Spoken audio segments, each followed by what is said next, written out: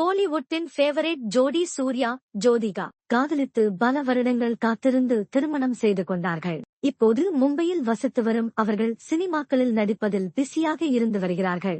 ஜோதிகாவுக்கும் சூர்யா ரொம்பவே சப்போர்ட்டாக இருந்து வருகிறார். இந்தச் சூழலில் சூர்யா, ஜோதிகா குறித்து டூரிஸ்ட் ஃபேமிலி, ராட்சசி படங்களில் நடித்த குழந்தை நட்சத்திரம் கமலேஷ் ஓபனாக பேசியிருக்கிறார். சூர்யா தமிழின் டாப் 5 ஹீரோக்களில் ஒருவர். நேருக்கு நேர் படத்தின் மூலம் அறிமுகமான அவர் இதுவரை 41 படங்களில் நடித்திருக்கிறார். அவரது நடிப்பில் வெளியான எதற்கும் துணிந்தவன் படம் எதிர்பார்த்த அளவு வெற்றி பெறவில்லை.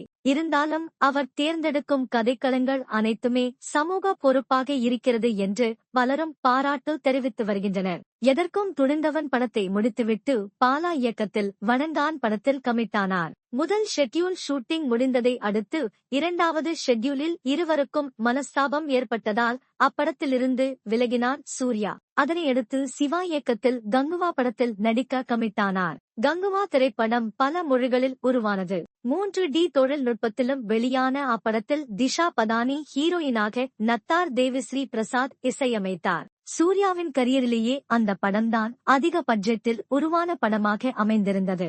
ஆனால் படம் பெரிய தோல்வியை சந்தித்தது. அதனைத் தொடர்ந்து கார்த்திக் சுப்புராஜ் இயக்கத்தில் ரெட்ரோ படத்தில் நடித்தார். அப்படமும் சுமாரான வரவேற்பையே பெற்றது. சூழல் இப்படி இருக்க, ஜோதிகாவால் சூர்யா வீட்டுக்குள் பிரச்சனை ஓடிக்கொண்டிருப்பதாக கடந்த சில காலமாகவே தொடர்ந்து பேச்சு அடிபடுகிறது. அது மட்டுமின்றி சூர்யா மும்பைக்கு சென்று செட்டில் ஆகவே ஜோதிகாதான் காரணம் என்றும், சென்னை வந்தால் கூட சிவகுமாரை ஜோதிகா சந்திப்பதில்லை என்றும் சொல்லப்பட்டது. ஆனால் அப்படியெல்லாம் எதுவுமே இல்லை என்று ஜோதிகா கொடுத்த ஒரு பேட்டியில் தெளிவுபடுத்தியிருந்தது குறிப்பிடத்தக்கது.